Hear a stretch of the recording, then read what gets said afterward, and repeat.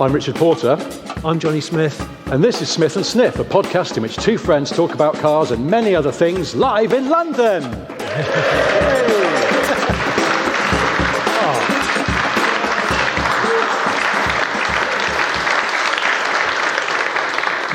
My heart skipped a beat there because I realised I'd forgotten to ask if you were going to clap after I'd queued the show up. And there was just a microsecond of a pause where I thought, oh dear. Never doubt them. Never It's going to die in space. Anyway, it's a we'll lovely let that happen space later. Full of Thanks sweet people.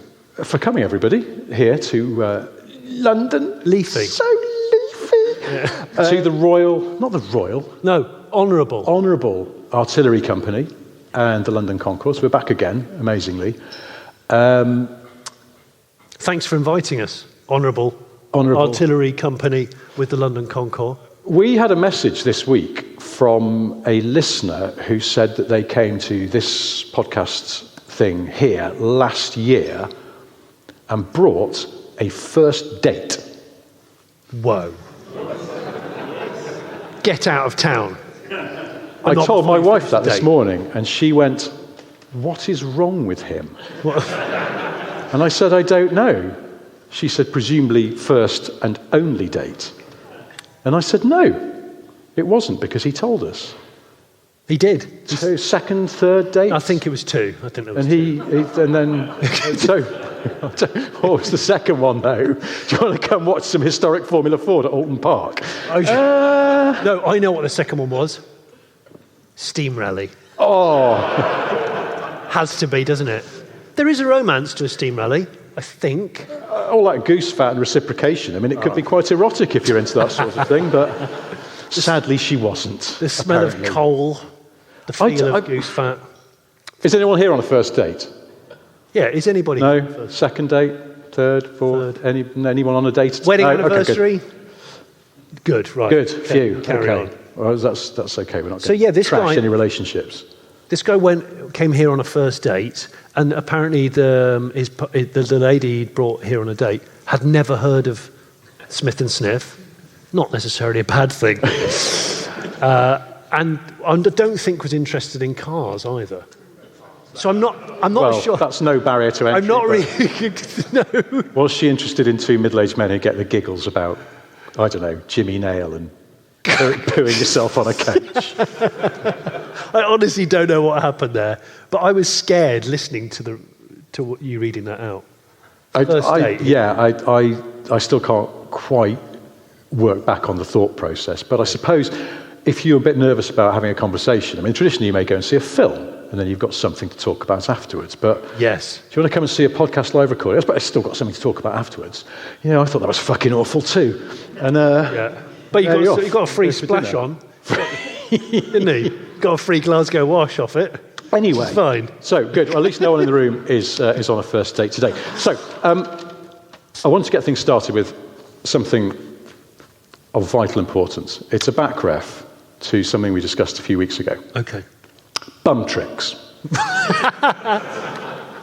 You may know, if you listen to the podcast, that when we did that slightly giggly recording with Greg James in a hotel room at Goodwood. Oh, that was a drunk one. Yeah, that was drunk. You brought up one of those cards from phone boxes From London. from London from the 90s From the 90s, yeah.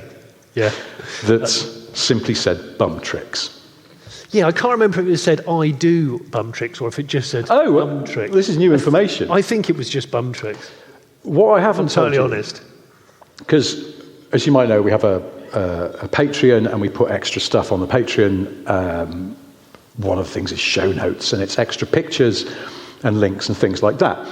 So when I was doing the show notes for the episode that contains lots of giggling about the mysterious bum tricks phone box card, I thought, wouldn't it be amazing if I could find a picture of that card? Now, you had it in your kitchen for years, but you lost it. Years. Running an absolute train through my search history, I spent far too long trying to find bum tricks cards online. Oh, Sadly, with no success.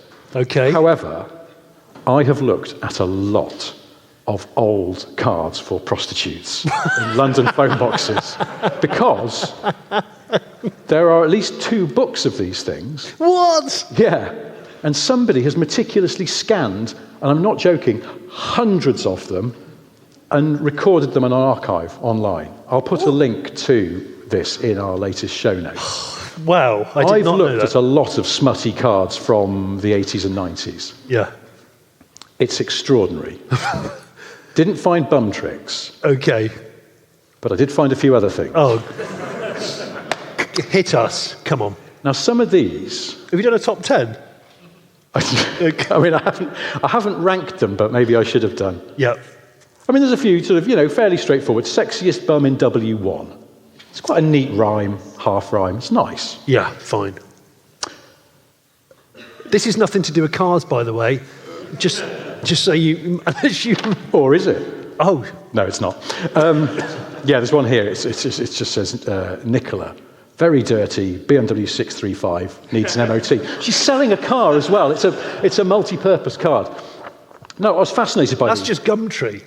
I thought you said it was the other one that's always full of ladies and maybe gentlemen is it selling Facebook? things. Did someone go, yeah? It's true, isn't it? It's mucky. This isn't a washing machine. This is some boobs again.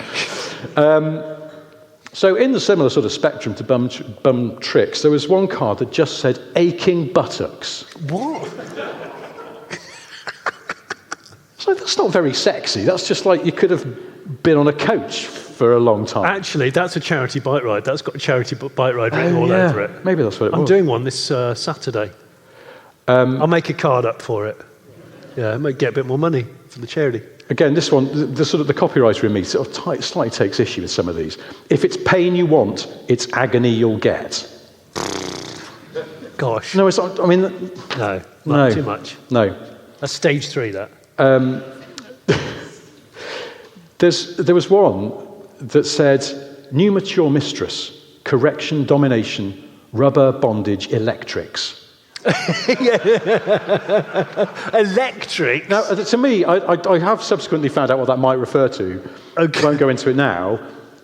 But just reading that, I was like, right, so you come round, could you whip my bum and make me wear a GIMP mask? But then also, I've got a couple of sockets down there that need looking at.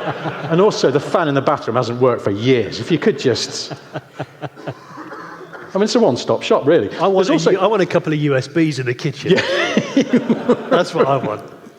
Yeah. There are lots of ones that say French, Swedish, Thai. Of course. There was one that just said Welsh. What? Really? Yeah, I promise you. You go, what? Is that a good or a bad thing? Yeah, I don't know. Spits on you a bit when they speak? I don't know. Knows the way to Caerphilly if you need to go there after you've had... Anyway, this is a couple of my favourites.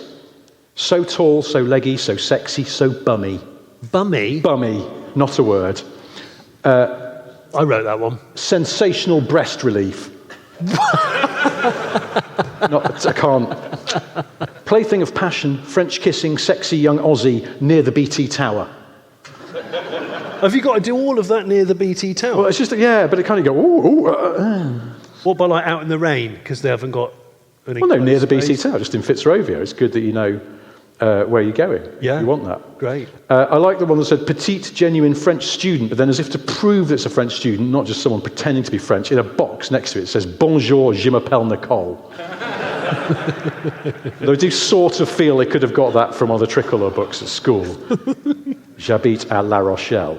And then finally, one that just said naughty Susan. Oh, yeah. But it just put me in mind of a lazy Susan. That maybe it's just she just sits on a slowly rotating thing. So it's easier to reach the other side if you need to. Possibly my favourite, just because it raises more questions than it answers. It's a card that simply said, versatile Sue. Sue?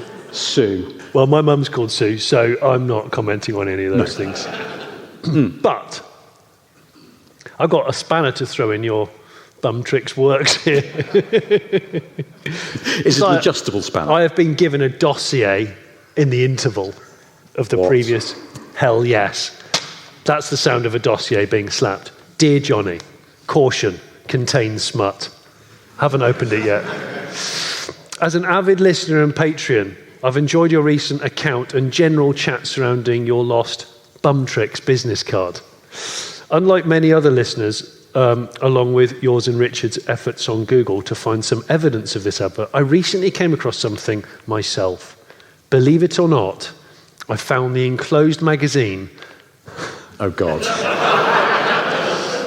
Along with one other, stashed in the eaves of my own garage whilst building storage racking.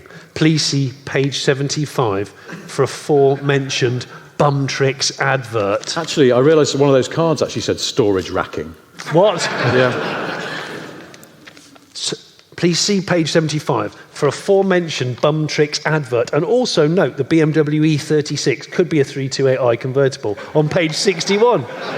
So, as an avid E36 owner myself, I thought this was a good choice of car to drape yourself over. I haven't even looked at the document yet. So please accept this gift, as wrong as it may be to gift an old grot mag too. Do with it what you will. Keep up the sterling work, the pair of you. All the best, Simon. Simon, where are you? Simon. So this was in a house that you bought that you've lived in for some time, but you didn't know it was there. Good. What am I about to see? Apologies to any people in the room. Yeah, keep it facing that way. Yeah. Oh, no, God, it's got a back as well. Oh, wow. Okay. Hang on. What page? 75. What happened when you went to see that car podcast being recorded? This is investigative journalism. Okay. Well, you certainly don't get this from the intercooler. Hang on. Is that page 75? Hang on. Sorry, this is not great for the listener experience. Is it that there? I heard whoever said that. I'm not going to repeat it, but I heard what you said. Can you come and show me where it is? Oh, my God. Hang on. Bottom right. Are they? I can't bloody see them. They don't number the ad pages, though. No, I'm not. I can't. I'm not reading all the... Go to a... What? Hang on. God, this is difficult. This is... We're off to a flyer when you're having to teach them how numbers 71, work. 72, 73, 74. So it's that page, but there's so much writing on this page. That's the problem. It's really... Oh, no, there it is. There it is. There it is. Ah! Okay, so the phone number's 0171, which dates it immediately. I'm going to just... Oh my God. I'll just really gloss over the photo description. Lady, looks like she's tripped over. It's Tricks with an X, so it's keeping it street level.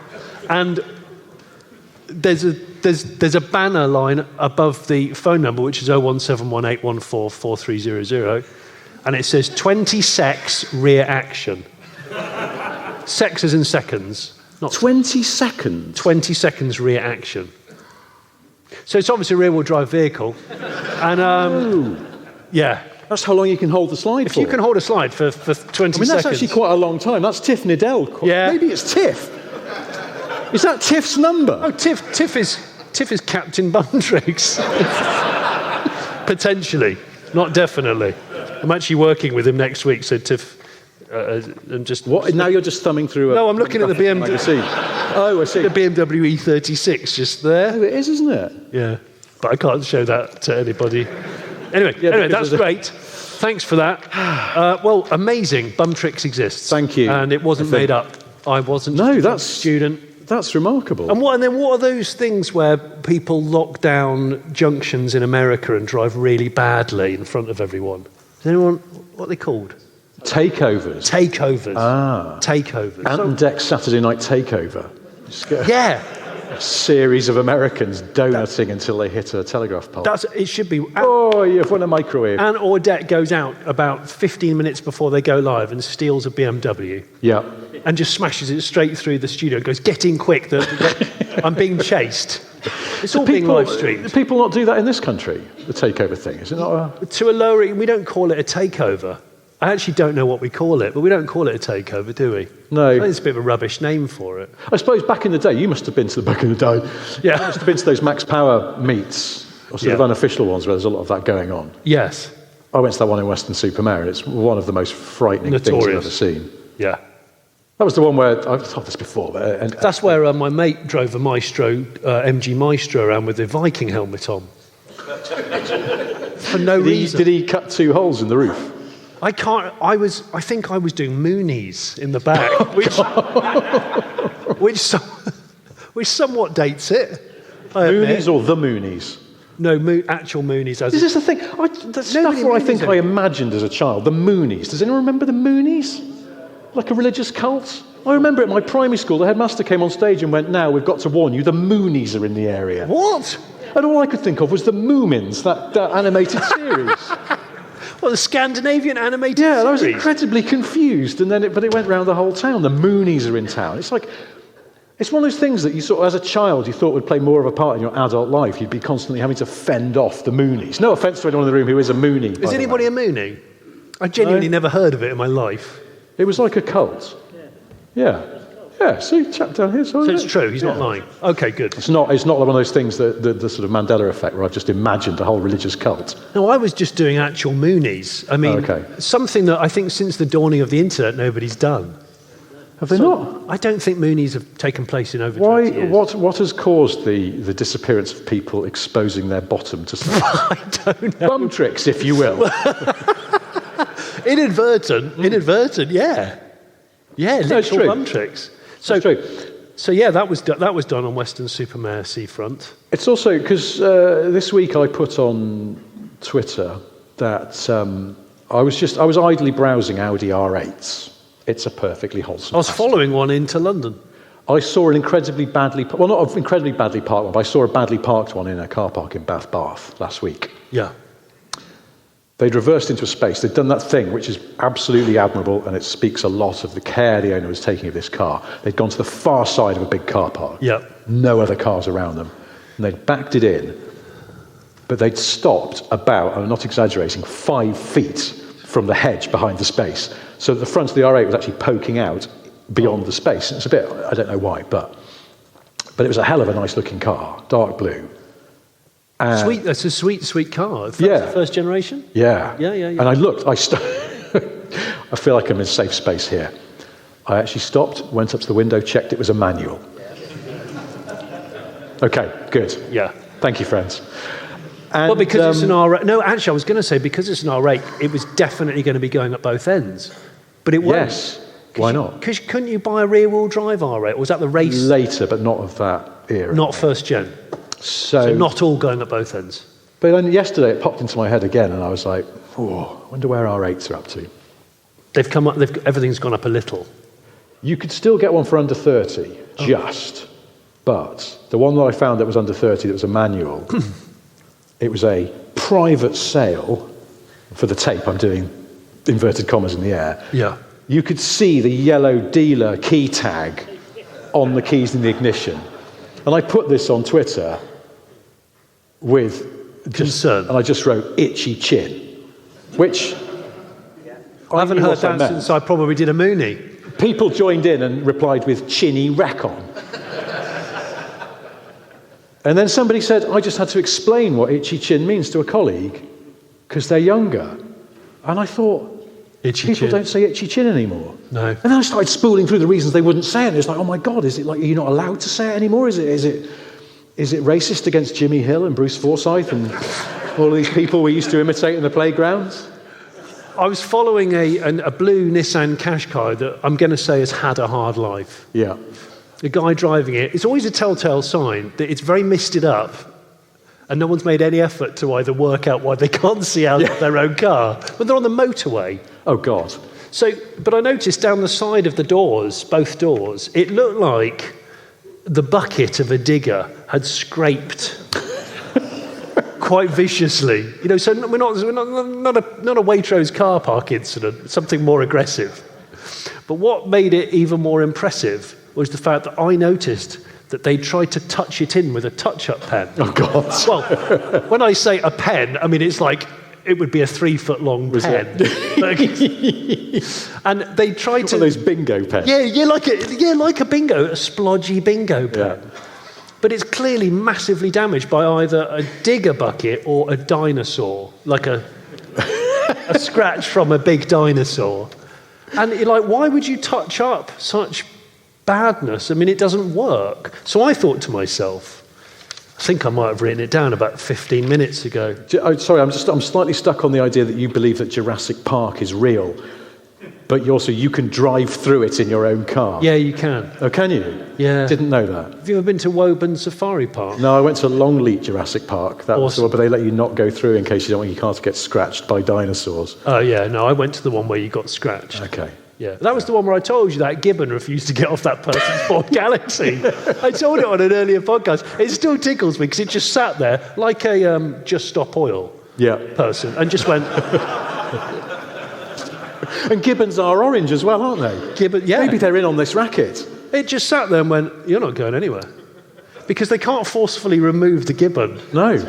It stays until it wants to go. And the Gibbon's like, I reckon if I stay in now for an hour, the whole park will close. And the person's still sat at the people carrier going, is that Gibbon up there? I went to Gibbon Law School. Possession's 9/10 the law. This galaxy's mine. Yeah. Gibbon tricks. I've seen Just it. stop palm oil. That's what the large apes would do, isn't it? Just stop. Perfect. That's what they need to do. So then I thought, well, we're at the London Concours, which is a beautiful event, actually. Hang on, where, the Qashqai? Yeah, we're at the Qashqai. So I thought to myself, there should be a concours of appalling driveway bodywork repairs. Oh! So exceptionally rushed, but in your head it's necessary, bodywork repairs. And I think we should have a selection that we curate so that the public can really see what people do on their own driveways at night in 5 minutes. I always feel they don't do it on the driveways, though. These are the ones where you just go, oh, shit. So, I'm going to get shouted at for this. Yeah. That's lay-by repairs, isn't it? That's car park. That's Halford's car park. Oh, fuck it, I haven't got time to read the instructions. I'll just... No prep. No prep at all. But I almost created a candidate for your London concourse of shit car repairs. I had a The day before, the chap was coming to buy my Panda. I'm still laughing about you. Don't tell me off again. I can't take it because I know you're right. That's the worst thing. I just know how right you are. It's awful. No, I realised there's a scratch on the rear passenger door, and I polished the rest of the car, but I couldn't get this scratch out. It was too deep. And the car was parked at the top of my drive, and I could see it from my kitchen window, and I could see the scratch. And every time I went to wash something up in the sink, I was like, oh, bloody scratch. And the guy's coming tomorrow. I could also charge the battery. No, I couldn't do that. I'm not there was no need for that. Because that's really logical. At this point, I believed the battery was good. Because people that come to buy a car don't just want it to start up and be fine. No, that's easy. Could you tell Johnny to stop being mean to me, please? Because I know he's right. Yeah. So I could see the scratch. Yeah. And it was bothering me. Yeah. And two thoughts crossed my mind. One, in the kitchen drawer, there's a Sharpie. Yes. It's a black car. I've done that. Who's going to know? And then I thought, I've never tried that. Maybe it won't work. It'll make things worse. And then I remembered, I've just bought in the past few weeks some black touch-up paint. Generic or actual colour? No, very specifically for my wife's Volkswagen Up. Okay. And it says Volkswagen on the front. Okay. But black paint is black paint, right? Yes. That noise tells you everything you need to know. I'm colourblind and I wouldn't do that. Well, you're not colourblind to black, though, are you? Sort of am. I find it quite hard. Yeah. Black and dark blue. Do you think the car in Knight Rider was green? Midnight blue. Well, that's quite a hard one to call on a lot of... Yeah. Change that shit. What if Kit had been midnight blue? Yeah. And but it was slightly more classy, Kit. Michael Knight had worn a very dark blue leather jacket and blue jeans. So I was drinking a full-bodied red last night, and someone asked me a question about Michael Knight. You just reminded me. Right. Well, they didn't. What they said was, did you ever write to Jim will fix it? And I said, I did, actually. And they said, well, what did you ask? I said, I wanted to meet Michael Knight, and I wanted to have a chat with a talking car. So they introduced you to an accountant from Sheffield called Mike Knight. and then sat you in an MG Maestro. Yes, exactly what it is. On a trading estate. Without Jim Cut Savile. price, Jim will fix it. Yes. My mate Andrew Marr from school wrote to Jim will fix it, slightly mooching in on your territory, and said he wanted to be in The Fall Guy. Oh, wow. That's coming back. It's back. Oh, is it back? It's at cinemas now. Oh, sugar. In fact, I got a message from something or other that said, and you can just watch it on your telly, it's on streaming. And I was like, I thought I'd suck some of the joy out of it, because it's still in the cinema. Yeah, it needs to be cinema. It's got a confusing trailer. Anyone seen the trailer for the Fall Guy movie? Have you? Is it good? It's good. Can you spoil it for us? What, any good He bits? falls, but don't worry. What? He's a guy. It's not about someone who has sort of weak ankles or something. Yes. It's just absolutely no trucks in it. It's at all. about someone's granddad who goes into a loo that's got one of those Dyson dryers. Very wet floor. Oh. God, that reminds me. Last week we were talking about Garfield, and I think you were positing that he might be a bit of a dick.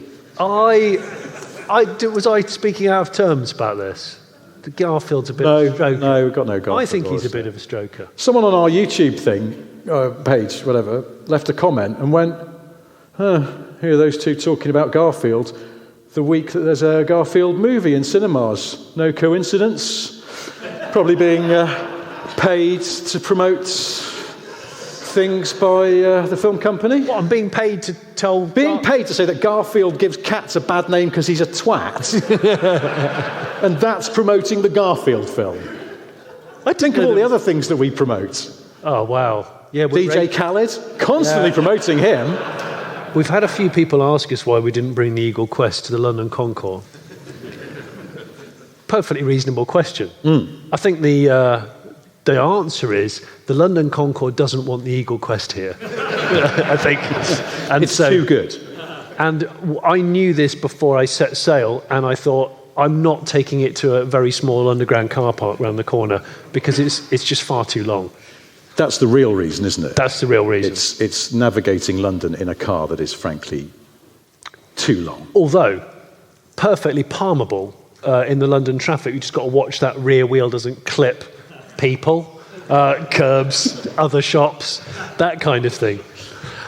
Which leads me on to, you might have seen next door, the lovely chaps have got a driving sim set up, multiple driving sims. I'm a bit old for driving sims, I think. I grew up with MOT failure, cars and fields. So I'm terrible at driving sims. And he's worse than me. And you proved that at Goodwood, was it last year? We were made to do it in front of people. We were made to do it, weren't we? We made such a big They didn't deal. want to do it, but they said, do it. They filmed us doing it. I don't think that footage has ever been released because they went, these two are rubbish. There is footage somewhere of us trying to drive the Goodwood track in, was it Mini Coopers? Yeah. And I know you definitely spent more time on the grass. In fact, I kept looking over and going, that's nowhere near the track. Where are you? Have you left Goodwood? Well, because also, in fairness, I spent more time trying to put you off because I realised you were better than me than I did at actually driving the car. We didn't have a paddle shift. I remember it was hard. And They had a paddle shift, and also they kept saying rev it. And I was like, there's no A-series I've ever driven that needs revving. Not like this. Yeah. This is unrealistic. you were being mechanically sympathetic to a game. I was short shifting a PlayStation You were. and then going onto the grass because I wasn't paying attention properly. You were. But Yeah. Anyway, with the driving sims, it made me think, I want to use one of these driving sims for just really useful things like teaching Mustang owners how to leave an early morning coffee and vehicle event without stacking it in front of loads of people that are live streaming things onto YouTube and Instagram. So I thought that would be a perfectly reasonable thing to do, would it not? Or even a drift palm simulator. what you want to simulate leaving a Cars and Coffee without crashing, or you want them to simulate crashing to get better at it for better YouTube clicks? No, I want them to do all the crashing digitally so that they don't crash the Mustang out in the open. Because I'm just getting so overwhelmed with the amount of crashing of Mustangs which people are sending me clips of. It's Well, I was just, going to say there'd be it's like relentless. 50% less stuff on Instagram immediately if there were no crashes of Mustangs.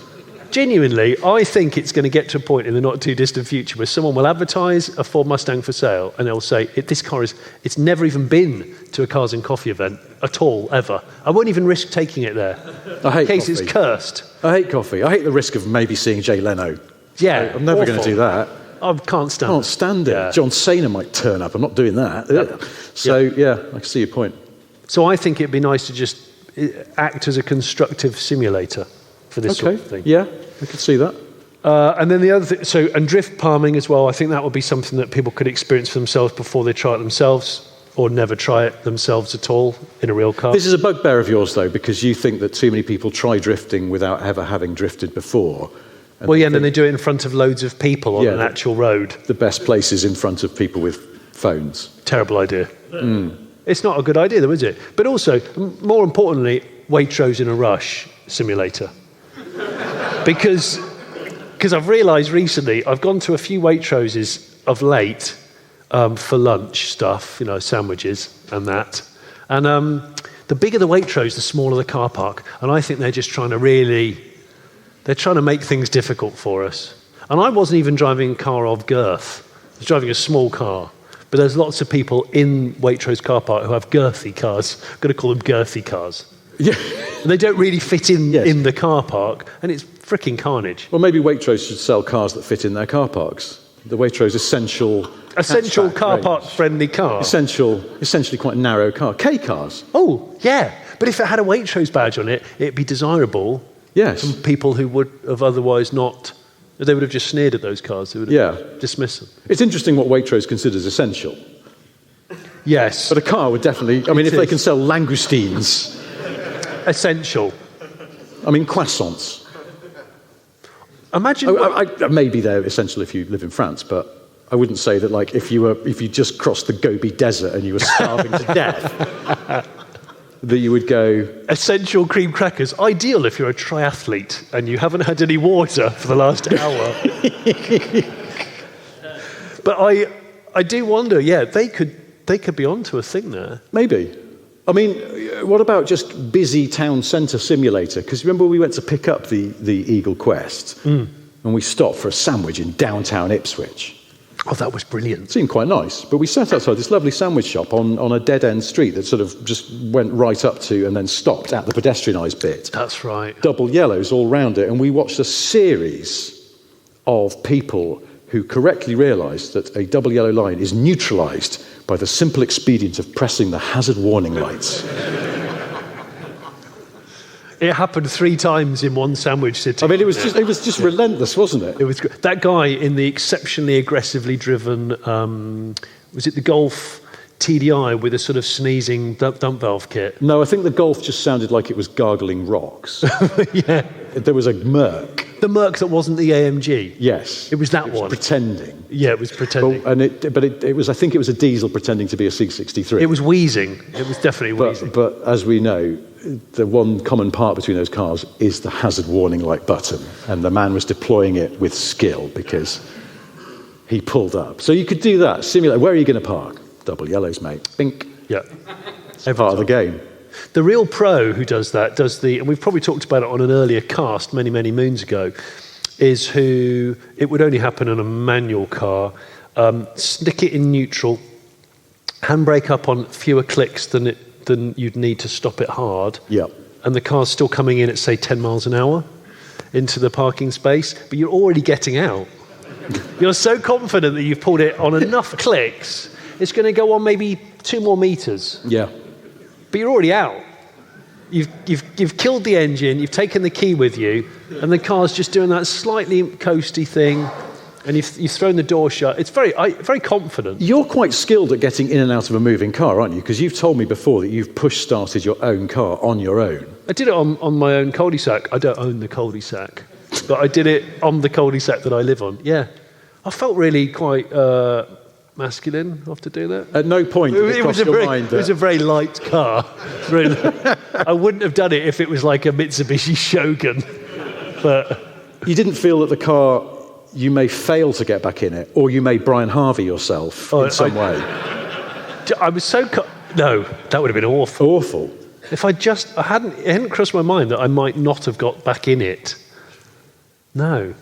I hadn't thought of that. Sorry, this is a name drop, but I sent TV's Jeremy Clarkson a message the other week because I just watched the 3rd series of his farm show, which I thought was very, very good. And I sent him a message to say how much I enjoyed it. And he sent one back saying, Who is this? Who is this Brian Harvey? Yeah. No, because if you've watched the third series of The Farm Show, you might have noticed the sudden, unexpected appearance of a man from Groove Armada, who is now a farmer and is very into very natural, old-fashioned farming methods. And Jeremy said the filming for the fourth series is going ahead, but it's, at the moment we've got a problem because everything on the farm is fine, and obviously that's not great telly. And I said, maybe you need more 90s pop stars to move in next door and give you some tips. So like the man from 2 Unlimited could pop round and say, tomatoes, you need tomatoes. And he said, I'm kind of holding out for Brian Harvey. Oh, is that what he said? To run himself over with his own tractor. But Brian, and I thought, that would be great. Brian would be the perfect gardening guy. He'd go into a field with like a Mercedes C-Class that's been remapped, of course, so it's a little bit unhinged, and he'd just fall out of it whilst it's on a high idle. But actually, old tractors had a hand throttle from memory, so you could set the throttle and then just basically get out. Every week a different farm implement. This week, Brian's falling out the combine. Yeah. Wow, that. And that's okay. You'd be all right. I think you'd be because the business end is there, isn't it? Yeah. Unless he's reversing the combine. You remind me, did you see the recent Monaco Grand Prix where something not on the track but on the water happened? Someone had a jammed throttle situation on a speedboat. Oh, yes. Coming in, I think it was Brian Harvey. Was that there or was that just... I think it was Brian Harvey. I'm just going to say, I think he probably... What did he have? He had a couple of Doves and Mitsubishi pills. And then well, no, he always claimed... And 2 baked potatoes. Yeah, when he ran himself over, it was baked potatoes. And the brilliant thing is, if he bought the farm next to Jeremy's, he could grow his own potatoes. Yes! Before he ran himself over with a threshing machine. So... But Brian's own brand, Rave Potato. Rave Potato would be amazing. All right, man. Got any potato? Yeah. Well, anyway, enough about Brian Harvey's running himself over. I've written in massive letters on my notebook, military camel toe. And I think it was to remind me to say something, and I can't quite remember what it was. I think I know what it was. One of the 2 toilets that this lovely establishment's got, in the cubicles, there's paintings of old military people from the 18th century. Okay. And one of the guys has quite obviously he's got white trousers on. Terrible idea, white trousers. Anybody wearing white trousers here today? No, of course you're not. This is as light as I That's as light as you go. It's okay. Such a dangerous trouser to wear. It's awful, isn't it? I look at Simon Cowell sometimes and I just think, everything you own is white. I'm not betraying any confidences because it was a few years ago, but I was once talking to Simon Cowell about a TV project, or his people. And then finally... His people. He has people. Of course he has people. Of course he's got people. It was during COVID, so everyone was doing Zoom calls, and they finally said, Simon is available for a Zoom call next week. And so I did a Zoom call with Simon Cowell. Ooh la la. Everyone else in that period, you remember, everyone was just sort of looking at their laptop cameras. So basically, I've never seen so much nose hair as during the lockdown era. But not Simon Cowell. He's so important, his laptop gets to sit further away on a table because I presume he's got someone who works it for him. So when he popped up on the Zoom, it's a perfectly framed shot of him entirely sitting on a white sofa in a white room. And there's in the back of the shot, there's just a tiny little edge of some art, presumably very expensive art, but otherwise everything in fact, is it was. white. I know what art it was. Oh, was it? I think it was. Did it look a little bit sort of like that? Yeah. I did say to him, I said, is that a David Hockney bum tricks? With an X, yeah. His whole room was white, but the thing that was really striking was that we're chatting, there's only 3 of us on the call, and he's chatting, and it's weird because it's me, nose hair, another guy, nose hair, Cowell, fully framed, like White he's sofa. on telly, sitting there, in shorts, legs crossed. And we're chatting, and he just suddenly lit a cigarette. Which you don't see a lot on Zoom calls, so it's quite odd. And he's just smoking a cigarette. And there's a table there next to the white sofa, just at the edge of the frame. And he just tapping the ash into an ashtray on the table. And then he stubs a cigarette out. And seconds later, a hand comes in and removes the ashtray. And then, What? moments later, puts the empty ashtray back. How many people are in this room? And are they all wearing white? I got an ashtray butler. Ashtray butler. And at the end of the Zoom call as well, you think, okay, well, yeah. I always feel that compulsion to do a wave for some reason. But on the other hand, you're fumbling for the... And there's no elegant way of getting off a Zoom call. No. People always see you going, and trying to find the... I like Not if you're Simon Cowell. Simon Cowell goes, bye. Zip. Because he has some kind of laptop butler. Yeah. Don't know if it was the ashtray butler or if there's more people. All dressed like they work on a yacht in Monaco. Entirely white clothing. You've just reminded me, actually, driving down here this morning in the Folds Transit that we've kindly borrowed off of Folds. And Lisa said, did you know that Simon Cowell was interviewed a couple of days ago, and he mentioned that he had a VW ID Buzz. Oh. And he said, oh yeah, I name all my cars. And I immediately froze, and I was very worried. And he said, yeah, I've got a VW Buzz, and I call it Buzz. And I'm like, that's not naming the car, though, is it? Got a Mercedes S320 CDI, call it S320 CDI. That's not naming it because someone's already done that, isn't it? If you were to call it Winky, you go, oh yeah, that's not the name of the car. And what colour his ID Buzz is? I've got no idea. Lisa, do you know what colour his Buzz was? Well, no, hang on. No. That's why he bought it. What? Because that's one of the few cars where you can get like an all-white interior. They have a white steering wheel. It's the most stupid thing ever. But for Cowell, they bloody do. I like that. Cowell's in an all-white one. He's wearing an all-white kind of robe-type get-up, isn't he? I reckon. Probably. Yeah, but smoking.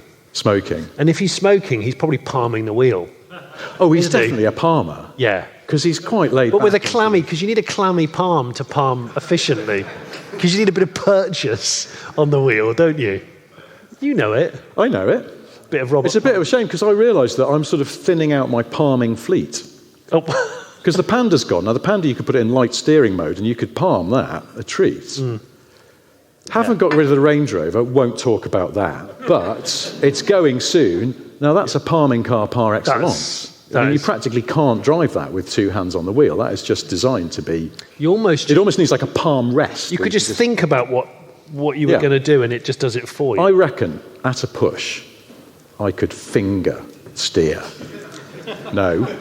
I could finger steer the Range Rover. I don't recommend these two activities. Very light steering and a big wheel. Simultaneously. But yeah, the 24 Tesla has quite heavy steering, not a Palmer. Not a Palmer. No. It's the opposite of Robert Palmer. I don't know what that is. The opposite of a Robert Palmer. Who's the opposite of Robert Palmer? Robert Plant. Oh, yeah. He's a planter. He's not a Palmer. He's planted. He's planted. Yes. Robert, in fact, fucking hates power steering. He has it taken off. No, he hates it. Well, these days, just pull the fuse. Yeah, easy. Yeah. Just does that. He bought a non-VVC MGF because it didn't have power steering. Yeah. And a very base model Ford Cat in the 90s. Can't think of any other cars that... Anyway, never mind. Can we talk for a moment, since we're on cars? Yeah, of course. About multiplex wiring. About what? Multiplex wiring. What? It's in all modern cars. Do we know how multiplex wiring works? CAN bus. Do we, though? Do we? The thing is, basically, it saves on wiring because one wire can do two jobs. Yes. So it prioritises. Yeah. But it can't think of two things at once. So sometimes you can sometimes see this in cars of a certain age, particularly. You go to put the electric window down, but then if you push a button on the dashboard at the same time, the window will sort of stutter slightly because you've made it think of two things at once. It's male wiring, is what you're It is very much that. Is it not? Well, this is where I'm going with this because my male wiring the other day had a bit of a multiplex moment. I was dropping my boy off at an after-school club, and there's a sort of narrow gateway into this place where I dropped him off. I was leaving. A mum of some other kids was pulling in. You can't get two cars very easily through. So I stopped, she stopped. She was the first to flash to let me through. So I thought, well, I'll go through. You palming or not? I was not palming. Okay, I just needed to know, just to paint more detail. What I was doing with a hand I could have used for palming was I had just eaten, I'd got some sweets in the door bin that were left over from a road trip. Quite those sugary, soury sweets. Awful. I know you're not a fan. No. Bring me cake. Every time. I didn't have any cake. It's not very good to eat while you're driving. Like a big cake. Just going to slice up the old Victoria sponge here. Go. A really drippy cake. Yeah, nice. I didn't have any cake, so I had some. So I just put one of those in my mouth and eaten it. Yeah. And the nice lady who'd let me out gave me a cheery wave. Yeah. It is only courteous to wave back.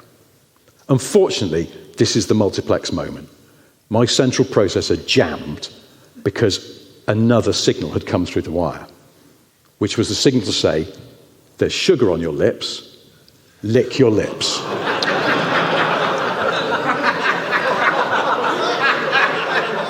Hang on a minute. So quick. So, and we're I've seen in an ad quite for that. close proximity. Hang on. Me and my 24 Tesla and this lady. It's that one. Oh, yeah. I've got sugary lips. Oh my God, I'm not reading out what that actually says. So, nice lady in a C4 Picasso. So you look like you were having a bit of a fit. Whilst, I would hope that's what it looked like. yeah, a bit of a Rather fit. than some exceptionally low quality flirting, Yeah. which is what I felt it might have looked like. Yeah, licking of the lips is bad. Yeah. Yeah. I want to read out a listener's letter. But I also want to take you back to the 60s. The 60s? The 60s. Yeah. Because we like the 60s. Yes. I was I saying to can't my do that friend in front Larissa- of people. I'm normally doing it in my lounge on my own with a microphone. You see, it was so The different. 60s. In the Richard, in the 60s, you just had to be there. It was just so wonderful, the 60s. Yeah, can't do it with an audience. She said, do you know what I'm doing tomorrow? Going to India. Oh, I said, "Oh, that sounds like a wonderful thing." And so off she went. And then she sent me a telegram. She said, why don't you pop over? So I jumped in the Spitfire and I did. Obviously, on the way, I had to rebuild the engine and the gearbox. Of course. And we had And the a engine again. terrible accident. Terrible accident. Rebuild the bodywork and the suspension and the engine again. And then one of my arms, because it got ripped off, you see. My own fault. I was trying to light a cigarette off the prop shaft at speed. Not a mistake I'll make again, apart from the 6 or 7 times I did it when I couldn't find my lighter. Then I got to India, and Clarissa had taken so much LSD, she thought she was a phone box, so I popped in the Spitfire and headed home again. The kind of thing we used to do in the 60s. This is not that, because that's just made up bullshit, but a genuine letter from a listener called Seb, who says, I'm still chuckling at your rendition of life in the 60s. Unfortunately, I'm old enough to remember the last half of this decade, and what you described was spookily close to reality. My considerably older brother had a very rusty Auto Bianchi convertible that had the doors permanently locked because you needed to jack up the middle to close a door if someone forgot. As a 5-year-old, I loved climbing through the window. Unfortunately, it was written off on the way back from the pub.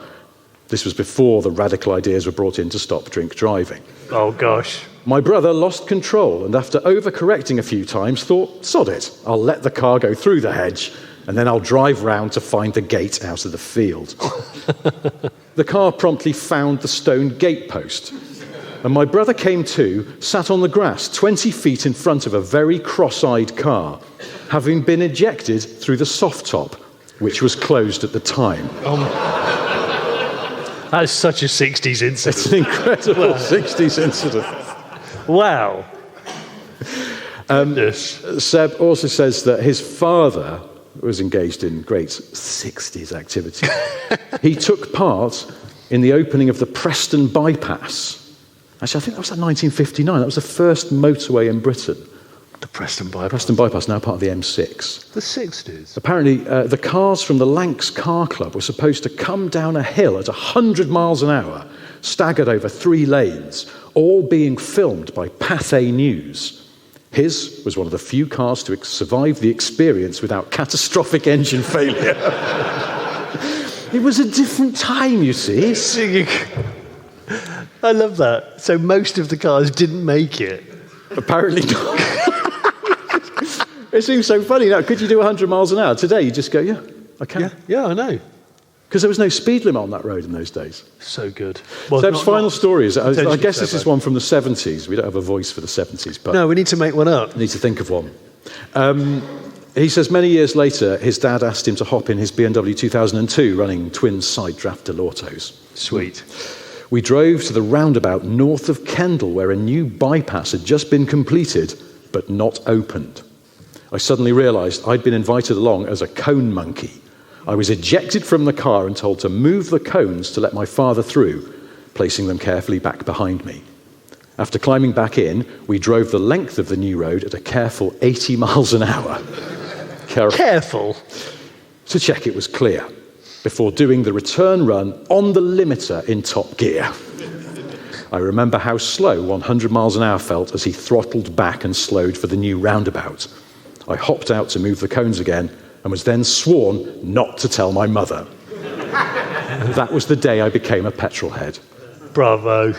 That's brilliant. It was a different time, Different John. time. I was, the winter that we've just had, which was just the worst of all time, and incredibly wet. Is this when you were shouting at the wind? That's around about the time I was shouting at the wind. Thanks for bringing that up, Rich. Not a euphemism. Johnny genuinely gets so angry that he just shouts at weather. I shouted at the wind multiple times this winter and pointed at the same time. I looked like a madman. Just so cross with it. So shit. Yeah. But all these flood damage videos that I was started to see on the internet. Yes. People just ruining their cars because they don't understand the depth of water or how to forward properly. Yeah. Folds properly. Don't know, just one night I was lying in bed, might have had a few glasses of Malbec after obviously working on my car. I thought it'd be a great name for a new Transformer character, Hydrolock. The other Transformers can't work out what's wrong with him. Yeah, but it's a very strong name, Hydrolock, isn't it? But it's also the activity of hydrolocking is just very catastrophic and final. Yes. Isn't it? Yeah, there was that Folds in Nottinghamshire. Yeah, it's on YouTube a lot. Rufford. Is it Nottinghamshire? I think it is. Basically in Nottingham. I was going to take a picnic and go there, but they've closed it. It's really sad. It's like they knew I was coming. Yeah, they won't allow it anymore. I was going to do some vigilante concrete barrier moving, which I'm not going to do now for legal reasons. And just to let people carry on. We're going to move the barriers to honey trap idiots in one series into driving through at 47 miles an hour and then wondering why the engine doesn't work. Yeah. Or young lads on 125 motorbikes who just haven't worked out that motorbikes don't do fording, really. No. And they end up ragdolling across the surface of the water. Like someone fly fishing and baiting a trout. But you're always wearing like a knockoff kind of The Doctor style Valentino Rossi jacket. I wrote this down as a thing. I don't know why, but I was sitting next to somebody like a stranger on a bench in a. Right. Okay. The more I explain, the more this will sound dodgy. Where, it in wasn't. a park? I just happened to be. Yeah, and I was on holiday in Devon. I sat on a bench, and there was someone came and sat next to me. You go on holiday on your own? Yeah. Okay. It's okay. You can tell us. Because I do that thing of changing heaven to Devon in song lyrics. I do that. Just take me to the edge of Devon. Yeah. Amazing. It's always Show Me Devon by Maria McKee. Yeah, always. Oh, Days of Thunderspec. Yeah. Absolutely love it. I've gone back to that one where you change like to similar to. What? As in, man, I feel similar to a woman. I've never done that. You can, but the mother load of that would obviously be feels similar to Devon. Feels like heaven. Feels similar to. We're going to have to do that game. We're not on stage talking to people. We've talked about this before, haven't we, though? I The Devon Heaven game, I realised there's a good one, because Phil Collins, something happened on the way to Devon. Yes, Which, funnily enough, it did, because my daughter was sick in the car. Oh. Yeah, she's never normally a puker in the car. And there was just a horrible noise. And she went, oh, I've been sick. And her brother just went, yeah, she's been sick. We do love As if confirmation was needed, but I admired how cool he was about the whole situation. He went, she's been sick. She's been sick. That's amazing, Anyway, but not great. yeah. Clear up job. Yeah. I can't remember what we're talking about now. Oh yeah, I was sitting next to someone on a bench, and I couldn't come noticing. They got one of those supersized phones, so it's really easy to see what's on the screen. Oh gosh. And they were completing a survey about what seemed to be a hotel, or maybe a pub, I'm not sure. I wrote this down. The online survey, it had 2 checkboxes, only 2. There's a whole screen, and there's just 2. And it said, how do you rate the atmosphere? And it was warm and friendly, or poor. A poor atmosphere. Well, you need some steps in between that, surely. Hang on, Warm and because friendly or poor? because it can have a good atmosphere that's not that warm. Yeah, or it could be friendly but fucking freezing because the heating's Yes. broken. I don't know. Yeah. And then you've got to go poor. Yeah, They're throwing the results of their own survey. that's mad. Yeah. I told you that time we finished a shoot for the Late Break Show, and we went to a pub for dinner that looked like it had reasonable food on offer, and it was cold and it was late, and we'd ordered starter and it was really good, and then we'd ordered main, but it never arrived, and then this pub was lovely, really warm, friendly atmosphere as it turns out, and Not poor. suddenly, no, not poor, but suddenly 2 members of staff working at opposite ends of the room told everybody that they needed to go immediately. And a serious incident has happened, but we can't tell you what it is. And everyone just had to get out. What? To this day, I don't know what's happened, but I never paid for the starter. And it was a good starter. Did they say serious incident? They did, because we left and we were standing on the sort of like the patio around the back trying to work out what was going on with all these other people, and 4 police cars and 1 ambulance. Oh, shit. Oh, shit, indeed. And I still don't know what happened. But I haven't got an ending to this chat because I still don't know what happened. So, A friend of mine used to work in a kitchen, though, and he said that chefs often just go at each other with knives. oh wow. Well, I Does checked. anyone here work in a kitchen, or has worked in a kitchen, or is a chef, or has a knife? You got Yes? a knife. My friend's theory was that chefs are often quite volatile characters. There's nodding going on. Yeah. And should not be allowed near knives. But it's unfortunate because Their kind job of part of involves the job. holding Yeah. one all the time. Yeah. And this is where the issue. Well, we went for lunch at Christmas Day in a pub a couple of years ago. Warm and friendly, or was it poor? I had a really I don't poor know. I need Christmas somewhere in lunch. between. What about warm and poor? Oh yeah, that's good. It was absolutely lovely temperature, but otherwise shit. No, we went for Christmas lunch, and we sort of went. Was Christmas kind of that weird thing where somehow 3 o'clock is kind of Christmas lunchtime for some reason? It's because you know you don't need 2 massive Yes. piles of food, so you just punctuate it in the middle. That's what I do. Yeah. So This is interesting. This is what you come here for. What do they talk about on that? I don't our bloody podcast? know. Talk about the time of Christmas lunch, and one of them got a grot mug out of an envelope. Yeah. Was it warm and friendly or poor? Mostly poor, I'd say. Oh, by the way, no one has referenced the fact that at our feet is a new old stock, still in the box, Clare Old Foot Spa. At no point has anybody referenced it. No. But I can tell you, it's immaculate. And I'm giving that away tonight. I'm not pissing around. I'm not taking that home. Somebody's going home with that. Hopefully somebody's on the train I can tell you it works. to Edinburgh. I plugged it in and it made gurgling noises. That bastard worked. Actually, they have plug sockets on trains now. Could You had the train to Edinburgh? Oh! Yes. Take a bit of a carbonated water or something. Throw it in. Oh no! What is the most ludicrous thing you could plug in on a train? Well, I was just thinking, why don't you have a Stella Artois foot spa on a train? Blender. Blender's good. I was thinking microwave, but Hair blender dryer. is Hairdryer's hairdryer.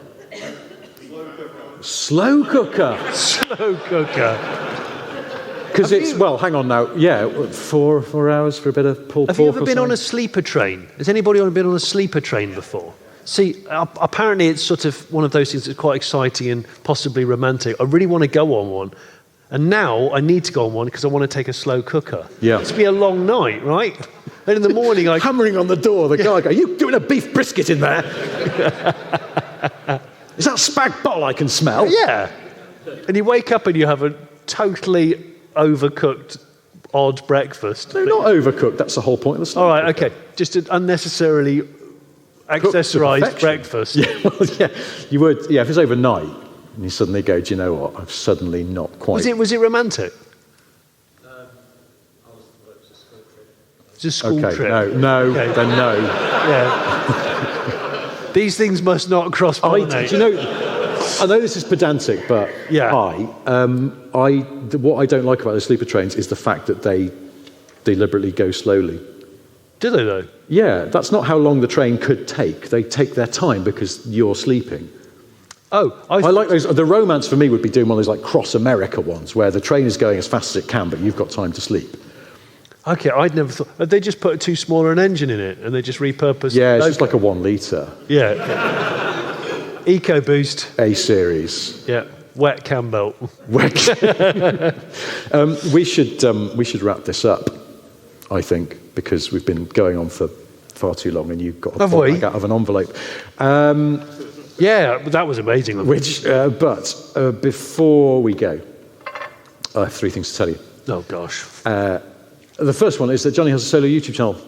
It's called The Ladybird Bake Show, in which Johnny offers passers-by a slice of a hot pasta dish and then gleefully reveals it's made with brightly coloured chitinous insects. If that's not to your taste, there's always The Late Break Show. I love ladybirds. Well, stop cooking them then, you savage. Actually, they're bastards, ladybirds, aren't they? They eat other stuff. No, they're not bastards. They're great. I mean, I'd love to see them, but... They're aero as well. Do you ever do this thing? I don't know if people who've got here... who've Really got- aerodynamic. Yeah, they're pretty, and they're detailed because the water beads off them all the time. They're very heavily waxed. Well, they're only as big as the droplets, surely. Yeah, probably. I hadn't thought of that. I Anyway, I wasn't that thing where expecting to particularly talk you about have small ladybirds. children, then your children get a bit bigger and you still can't help but do the things that you would do with small children. And one of them I just realised today, because I don't live in London anymore, I don't see Heathrow traffic going over. An A380 was just passing over when I got here, and I had to stop myself doing what I used to do when I lived in London with small children and go, "Ooh, super jumbo!" And by the same token, if I see a ladybird, I go, "Ladybird!" and then realise I'm on my own. Sound like a simpleton. You twat. Anyway, second thing I have to say is, first of all, a huge thank you to all of you for coming along. Yes. It's very much been warm and friendly and not poor. I can only apologise for us. We can't talk about your finances. This is irrelevant. Definitely friendly. Thank you to the London Concourse for having us back, amazingly. Thank you to Lisa, who some of you may have met on our merch stall, for looking after us. Lisa used to run a team of 200 people at a very major clothing company, and she says that looking after us too is harder. So we appreciate all of her help and support. And the third thing I have to tell you is that James May shares a birthday with Sade. Shit off. Really? 16th of January Really? is both their birthdays. Guess who's older? Sade. Yes. Guess who looks older? James May. No offence, James. No, obviously. but, I mean, he's up against tough competition because He's Sade looks amazing. And Yeah. she is 65. Yes, Yeah. he is, yes. James is, what's James? 61. 60. Ah, there you go. Good knowledge. Sade's an extremely clean example of the mark. Can I just say that? I thought it with my brain, but I've said it with my mouth. In fact, if I was writing cards to put in phone booths, that's what my card would have to say. A clean example of the mark. Call now. I think mine would just say bum tricks, but then discount for cash. What's your best bum trick for cash? Yeah. And on that edifying note, thank you ever so much for coming along. We really do appreciate it. We'll do this all again soon. Until then, goodbye. Thank you. So you've enjoyed this podcast, but you've had a thought. Is there a way here today that you could show support? Well, you could join our Patreon, what wonders that it brings. Early shows and extra notes on that side of things. You could buy our merchandise, we've mugs and hats, but still no ties. One day we will make those pies, but in the meantime, guys, hey guys, like and subscribe, and maybe leave a nice review. Like and subscribe, we know you know just what to do. Like and subscribe, we don't want to take the piss. Like and subscribe. But we were told to ask for this. Like and subscribe. Like and subscribe. Like and subscribe. Like and subscribe.